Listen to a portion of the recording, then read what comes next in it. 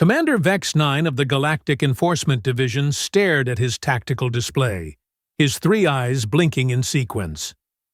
"You're telling me," he said slowly, his voice dripping with disbelief, "that a single human female just walked through our maximum security checkpoint without so much as blinking at the plasma scanners?" Lieutenant Krall, his subordinate, shifted uncomfortably on his four legs. "Sir, that's exactly what I'm telling you. Security footage shows she approached Station Epsilon 7's main entrance at 14:32 Standard Time. The automated systems engaged as programmed. And Vex 9's middle eye narrowed dangerously. She smiled, sir. Then she reached out with one hand and, well, she caught the plasma bolt. The bridge fell silent except for the steady hum of the ship's engines. Vex 9's laugh was sharp and bitter. "Caught it? Krall, plasma bolts travel at near light speed. They're pure energy designed to disintegrate molecular bonds. Nothing in the known galaxy can physically intercept one, let alone catch it with bare flesh." "I know, sir, but the footage clearly shows show me." The holographic display flickered to life, revealing the entrance to Station Epsilon 7. A human female, approximately 25 cycles old by their standards, approached the security checkpoint. She had auburn hair tied back in a simple ponytail, wore standard civilian clothing, and carried what appeared to be a small travel bag. Nothing about her screamed dangerous. The automated defense system activated as designed. 3 plasma cannons emerged from hidden panels, their targeting systems locking onto the human. Standard procedure for unauthorized entry. What happened next defied every law of physics Vex 9 had studied in his 2 centuries of life. The human woman, who the display identified as Maya Singh, Colony Ship Defiance, Earth Origin, looked directly at the nearest plasma cannon. Her expression shifted from casual interest to mild annoyance, like someone had just told her she'd have to wait in line. The plasma bolt discharged, a brilliant blue-white lance of pure energy that could have carved through a battleship's hull. Maya Singh raised her left hand, palm out, and caught it. Not deflected it.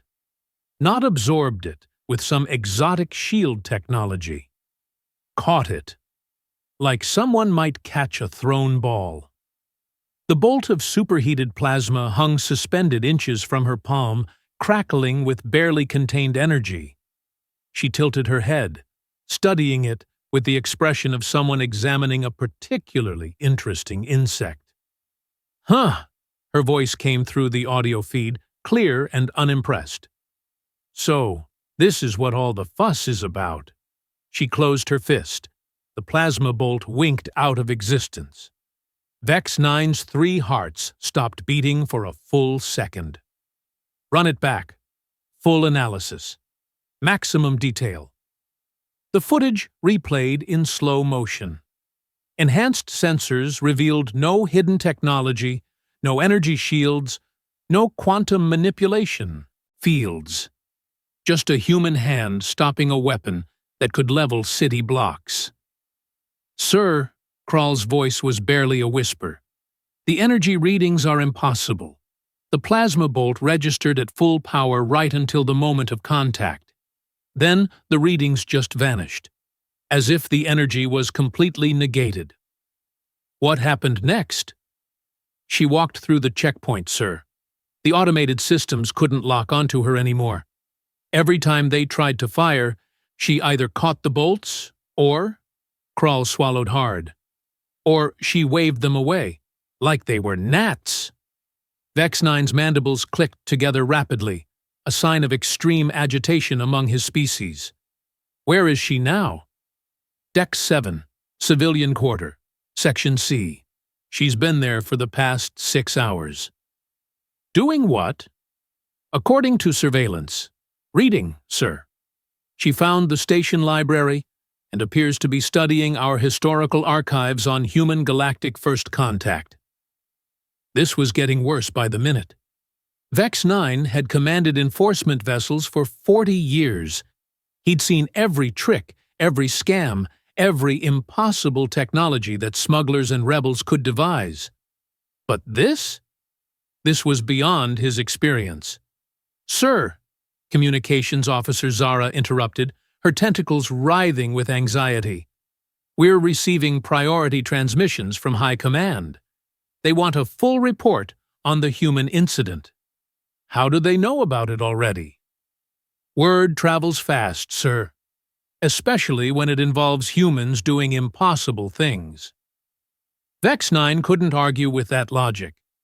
Ever since humanity had joined the galactic community 15 years ago, they'd been a constant source of headaches for law enforcement. Not because they were particularly violent or criminal, mind you.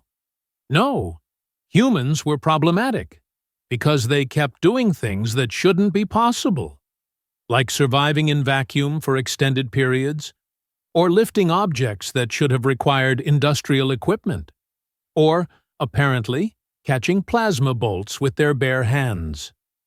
"Get me a direct line to Station Epsilon 7. I want to speak with this Maya Singh personally." "Sir, is that wise? If she can stop plasma weapons, then traditional intimidation tactics won't work anyway." Vex 9 settled back into his command chair, his exoskeleton creaking slightly. "Besides, I'm curious. In 40 years of service, nothing has surprised me quite like this." The communication link established with surprising speed. The holographic display shifted to show the interior of the station's library. A vast space filled with data crystals and reading alcoves. Maya Singh sat at a corner table, several historical texts floating in the air around her, courtesy of the station's gravity manipulation fields. She looked up as the communication activated, seemingly unsurprised by the intrusion. "Commander Vex 9, I assume? Your reputation precedes you. As does yours, apparently, though yours is considerably more recent." Vex 9 leaned forward, studying her face for any sign of deception or hidden augmentation. He found none. "I don't suppose you'd care to explain how you managed to catch a plasma bolt with your bare hand?" Maya's smile was enigmatic. "Would you believe me if I said I wasn't entirely sure myself? Try me." She closed the text she'd been reading and gave him her full attention. "How much do you know about human evolution, Commander?" "The basics. You developed on a death world called Earth, survived an ice age, invented agriculture, fought countless wars, then somehow achieved faster-than-light travel despite having the technological sophistication of a broken food processor." Charming way to put it. Maya's laugh was genuine, not at all offended. "But you're missing some crucial details. Earth isn't just dangerous because of climate or predators, Commander. It's dangerous because of physics." Vex 9's confusion must have shown on his face, because she continued without prompting. "Your species evolved on worlds with stable gravity, predictable weather patterns, and relatively low background radiation. Nice, safe environments where the laws of physics behave in orderly, predictable ways." She gestured around the library. "Look at this station. Everything here is designed around the assumption that energy behaves consistently, that matter has fixed properties, that cause and effect follow logical patterns. Because they do. That's how the universe works." "That's how the universe works in most places," Maya corrected gently. "Earth is not most places. Earth sits at the intersection of 17 different quantum flux zones. Our magnetic field doesn't just protect us from solar radiation. It's constantly warping local space-time. The gravitational interactions between Earth, Luna, and Sol create temporal eddies that your finest physicists can't even detect, let alone explain. Vex 9's training kicked in. This sounded like elaborate nonsense designed to distract from the real explanation. What does any of that have to do with stopping plasma weapons? Everything. Maya stood, moving to one of the library's large viewports. Stars wheeled slowly past as the station rotated. Humans didn't just evolve to survive on Earth, Commander. We evolved to survive in an environment where the fundamental forces of the universe are constantly in flux. Where what works today might not work tomorrow. Where adaptation isn't just survival, it's existence itself. She turned back to face him, and for a moment, Vex 9 thought he saw something flicker in her eyes. A depth that hadn't been there before. We learned to bend when physics said we should break. To find solutions when logic said there weren't any. To make the impossible possible because the alternative was extinction. That's a fascinating theory, Vex 9 said slowly, but it doesn't explain how flesh and blood can stop pure energy. Maya's smile turned slightly sad. Doesn't it? Tell me, Commander, what happens when an unstoppable force meets an immovable object? It's a paradox. Neither can exist in the same universe. Exactly. So the universe picks one. She held up her hand, the same one that had caught the plasma bolt. The question is, which one does it choose? Before Vex 9 could respond, alarms began blaring throughout his ship. Emergency lights bathed the bridge in crimson as his tactical officer shouted over the noise. Sir, multiple contacts dropping out of hyperspace. Configuration unknown. They're heading straight for Station Epsilon 7. Vex 9 spun toward his displays, the conversation with Maya momentarily forgotten. 12 ships had appeared on the edge of the system, their design unlike anything in the Galactic database. Sleek, predatory shapes that seemed to drink in light rather than reflect it. Sir, his communications officer called out, we're receiving a transmission from the lead vessel. Audio only. Put it through. A voice filled the bridge, cold and mechanical with an underlying hiss that suggested a non-oxygen breathing species. Attention, primitive vessels. You are harboring a human individual designated Maya Singh. Surrender her immediately or face obliteration. Vex 9 looked at the tactical display. His single enforcement cruiser was heavily outgunned.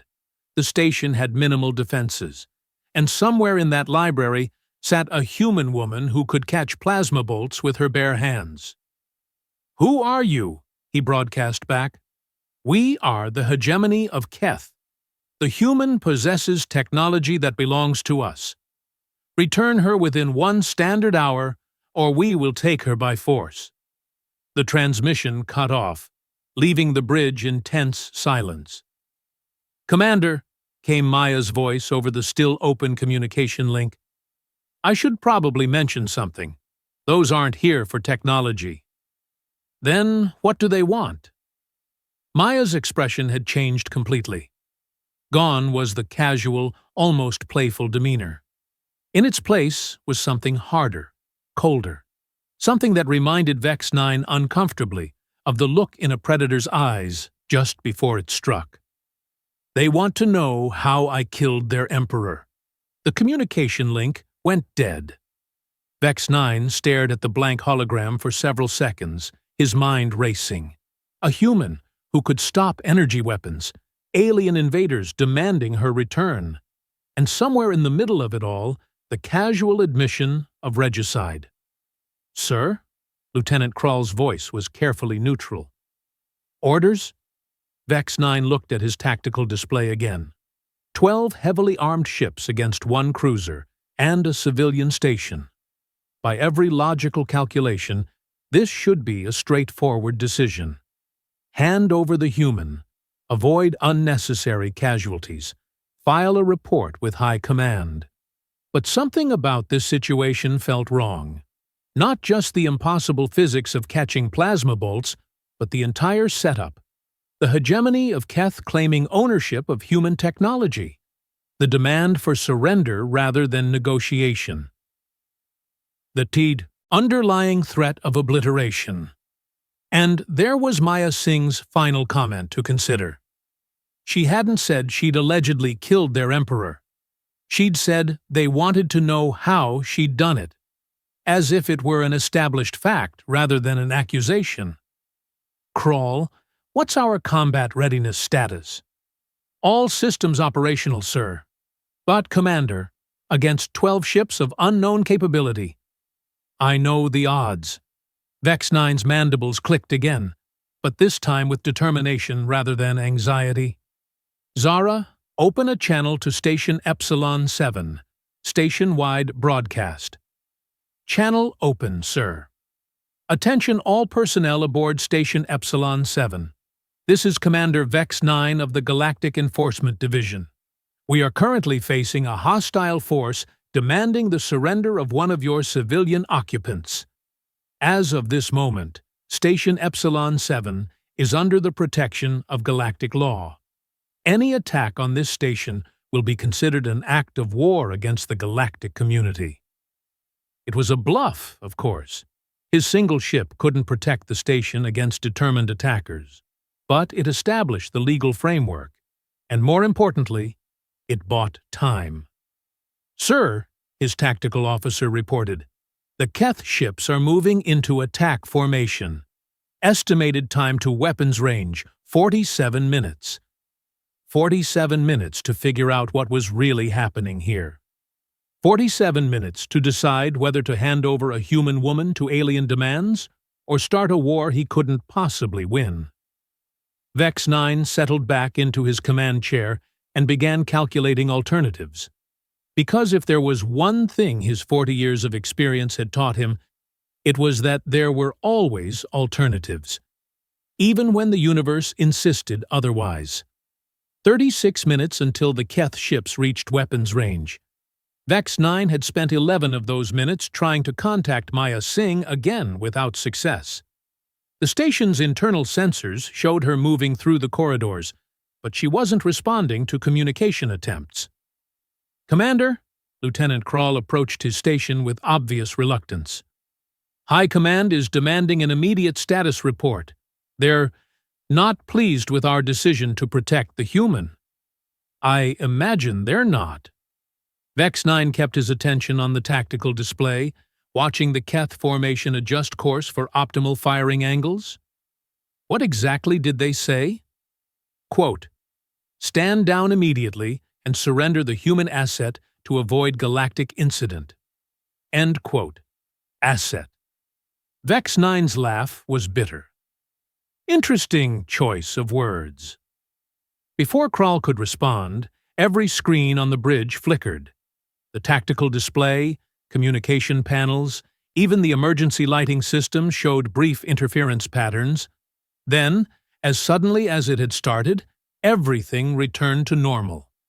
Except for one small detail. Maya Singh was standing in the center of the bridge, not projected, not transmitted via hologram. Actually, physically present, despite the fact that she'd been on Station Epsilon 7 moments earlier and there was no record of any transport beam or shuttle departure. Sorry about the dramatic entrance, she said casually, brushing imaginary dust from her civilian clothing. Your ship's security protocols are quite thorough. Took me a few minutes to convince them I belonged here. Every weapon on the bridge was suddenly aimed at her. Standard procedure when dealing with unknown threats, though Vex 9 couldn't help but notice that Maya seemed entirely unconcerned by the arrangement.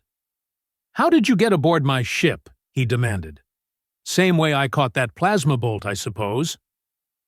Maya glanced around the bridge, taking in the various alien species that comprised his crew. Nice ship, by the way. The artificial gravity feels a bit heavy compared to Earth standard, but the quantum efficiency of your engines is impressive. That doesn't answer my question. Maya sighed, settling into an empty chair without invitation.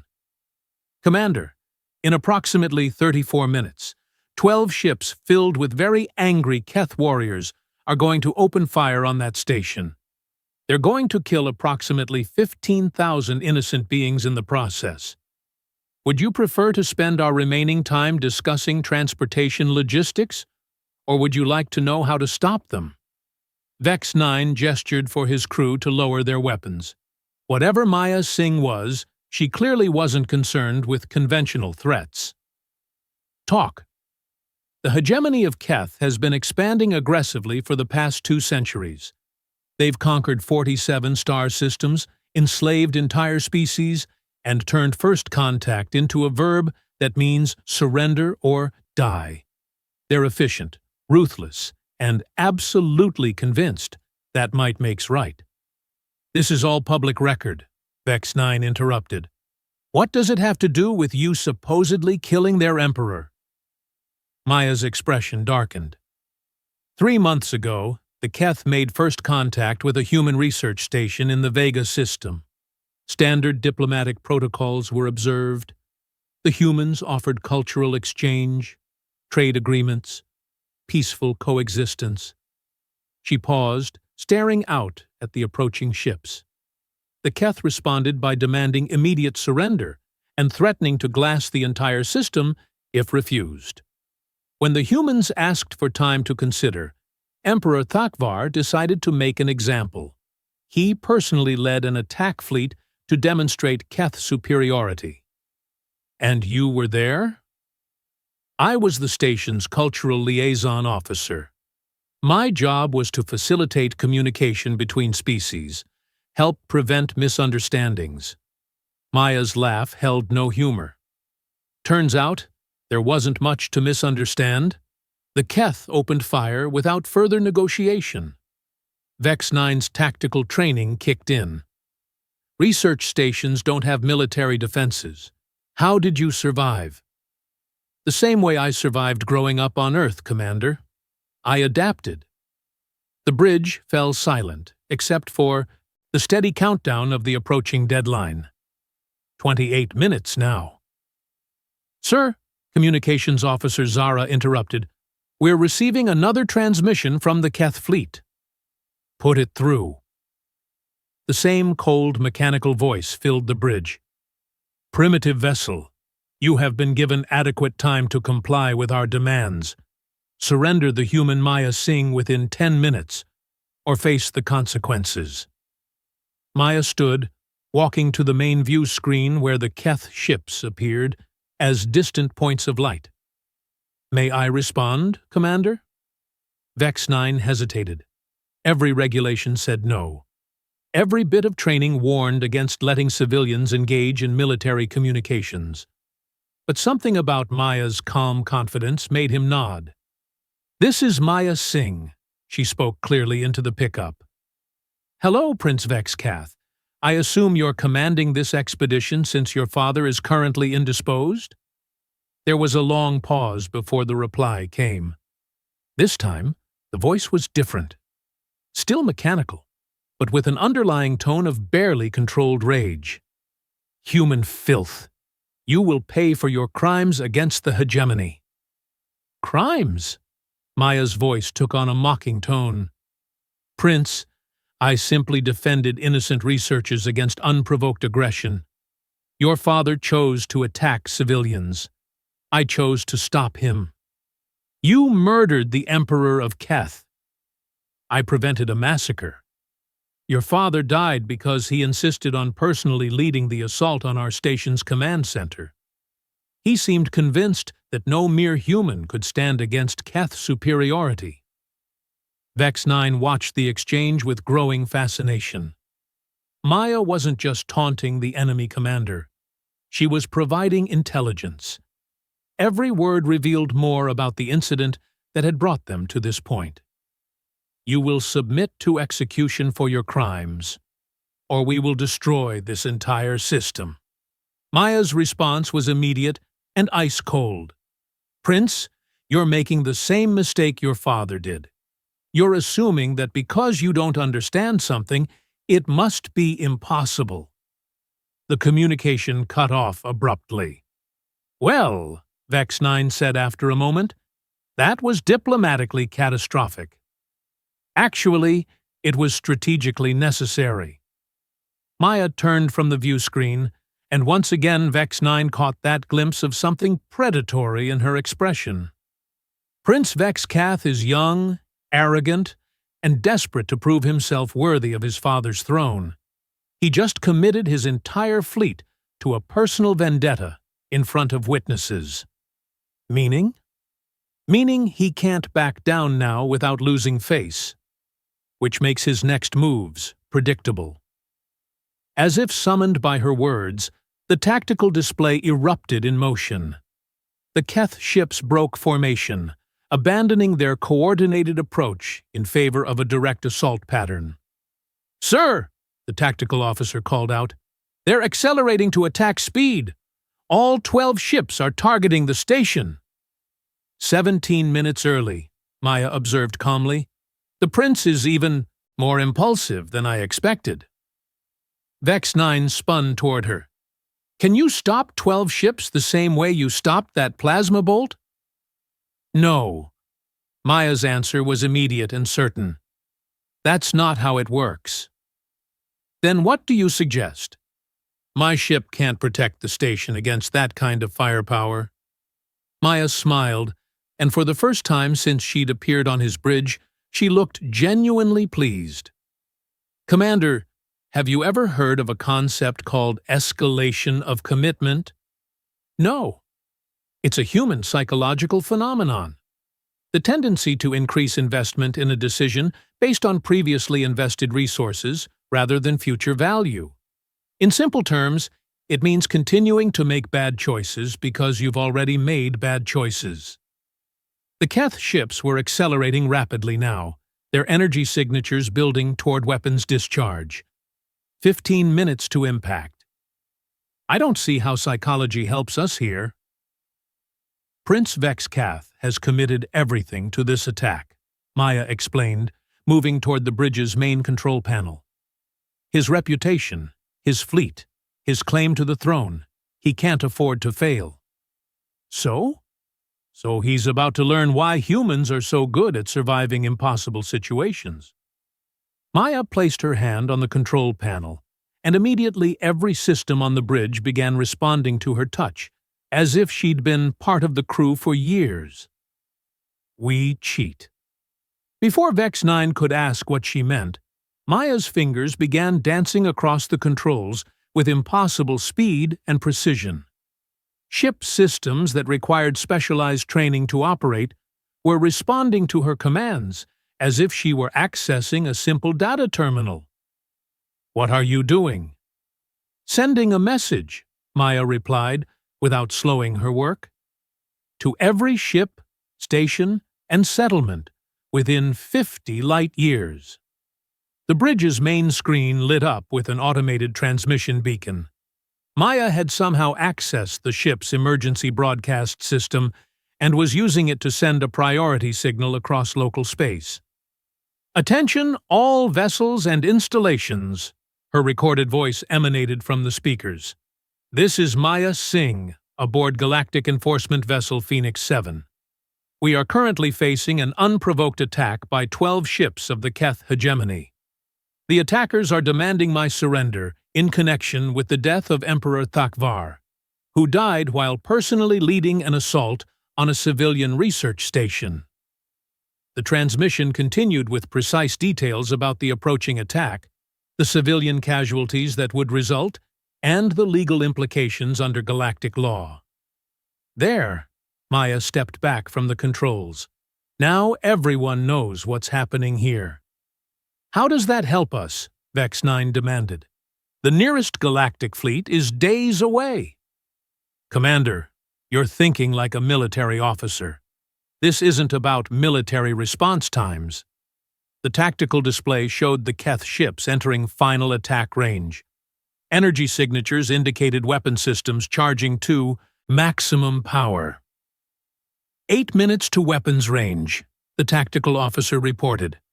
"Sir, we need to make a decision." Maya moved to stand directly in front of the main view screen, staring out at the approaching fleet. Prince Vex-Kath, I know you can hear this transmission.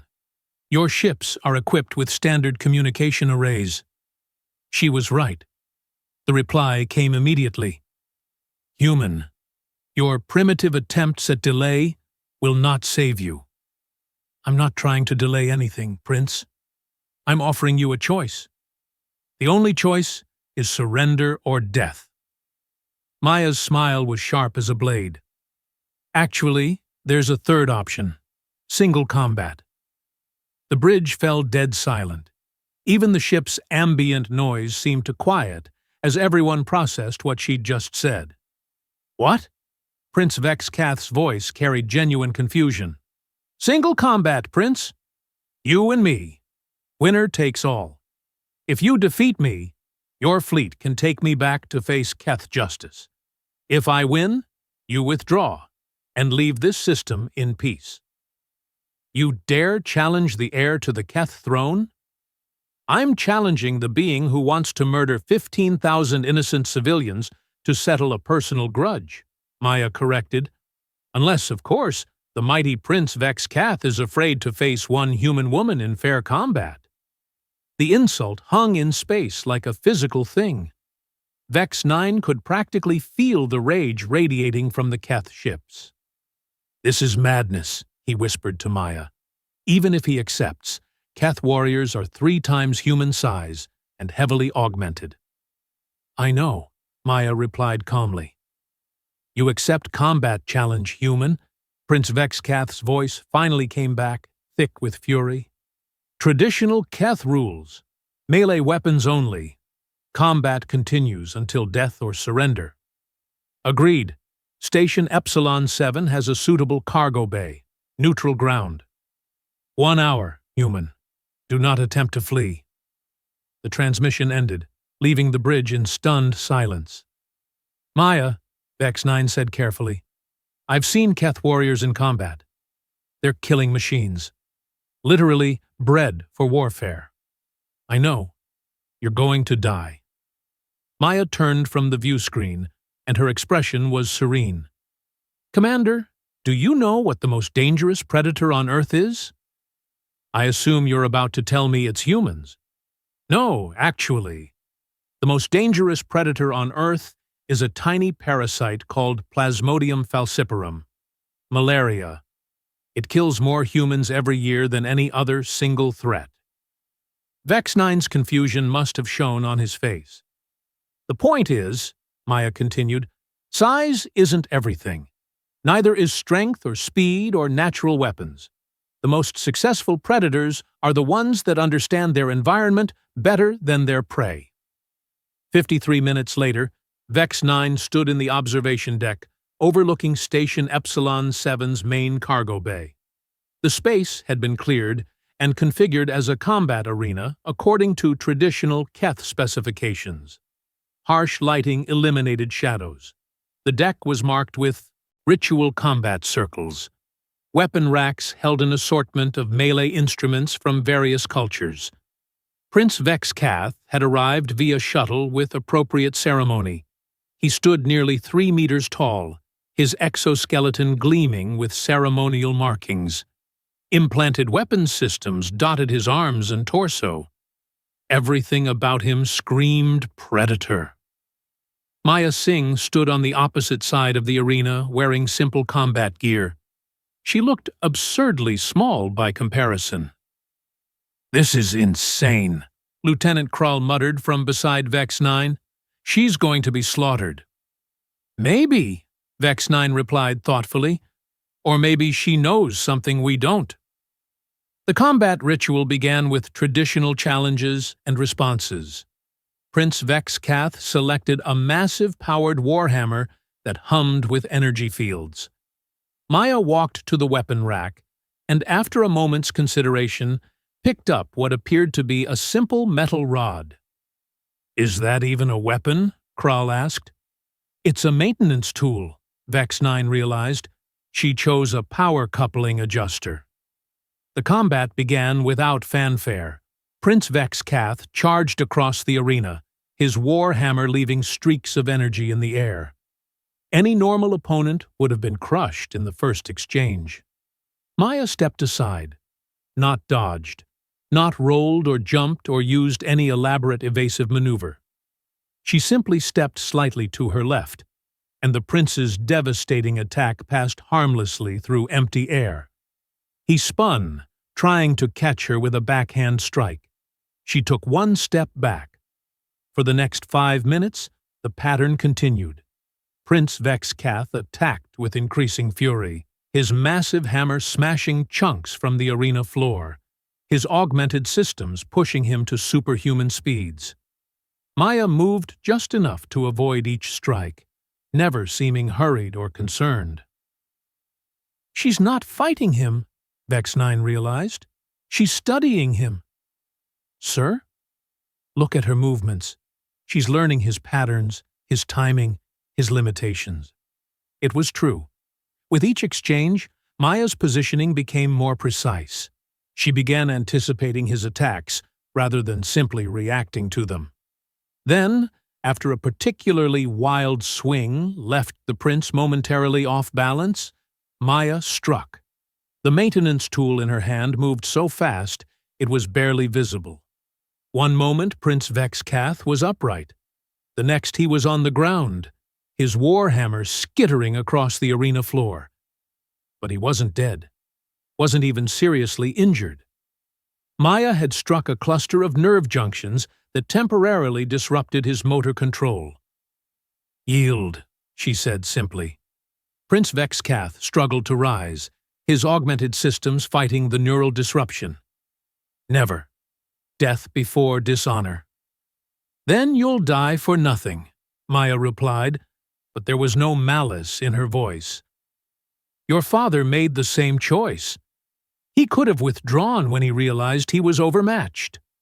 Instead, he escalated until the only option left was his death, or the deaths of innocent researchers." She walked closer, staying well out of range of his weapons. "I'm offering you what I couldn't offer him, a chance to choose differently. The hegemony does not negotiate with inferior species." Maya's laugh was genuinely amused.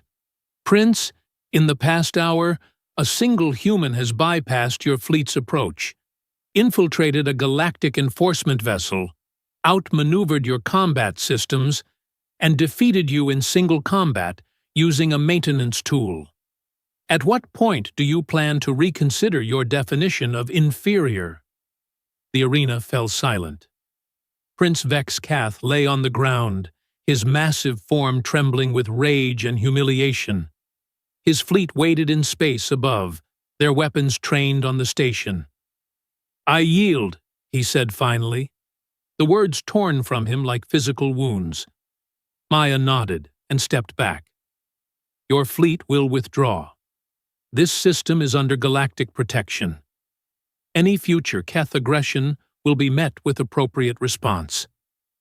Prince Vexcath struggled to his feet, retrieving his warhammer with obvious effort. "This is not finished, human." "It is," Maya replied firmly, "because now the entire galaxy knows that the Keth can be defeated. Your mystique of invincibility is broken. Other species will resist. Your expansion is over." The prince said nothing more. He left the arena in silence, returning to his shuttle and then to his fleet. Within an hour, all 12 ships had jumped to hyperspace. Later, as Station Epsilon 7 returned to normal operations, Vex 9 found Maya in the same library where this had all begun.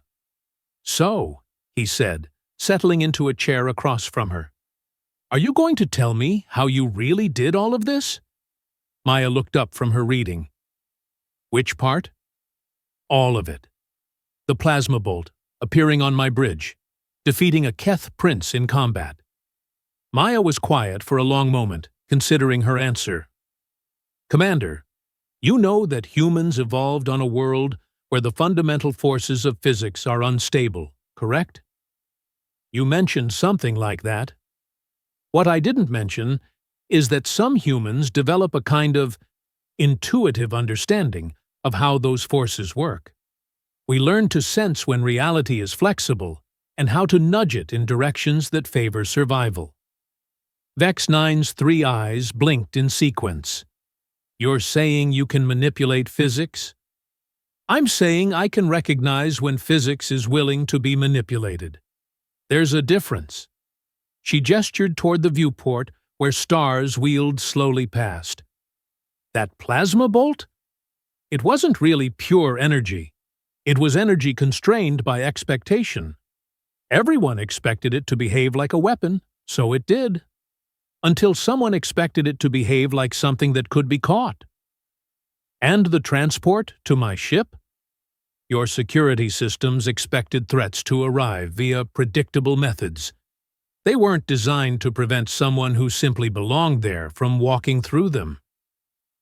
And Prince Vexcath? Maya's smile was enigmatic. He expected to fight a warrior. Instead, he fought a human. Vex 9 sat back in his chair, trying to process everything he'd learned. Are all humans like you? No, Maya replied. Most humans go their entire lives without realizing they can bend reality. They live in safe, predictable environments where physics behaves consistently. They never need to learn otherwise. But you did.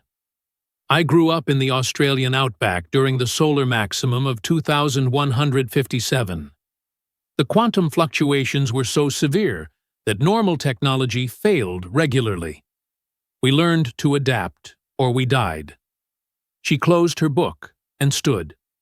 Commander, I appreciate your protection today, but I should warn you that word of this incident will spread. Other species will start paying closer attention to humans. Some will be curious, others will be afraid. And the Keth? The Keth will think twice before attacking human settlements. They've learned that we don't follow the rules they expect. As Maya walked toward the library exit, Vex 9 called after her.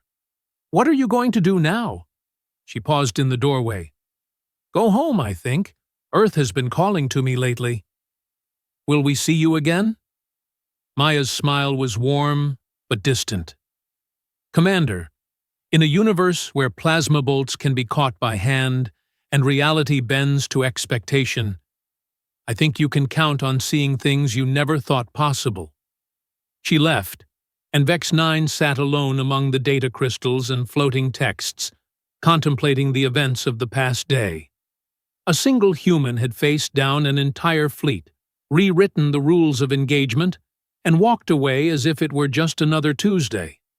Somewhere in the back of his mind, he began to understand why humanity was becoming such a significant factor in galactic politics. It wasn't their technology, or their military might, or their diplomatic skills. It was their complete refusal to accept that anything was truly impossible. And in a universe where belief could reshape reality, that made them the most dangerous species of all.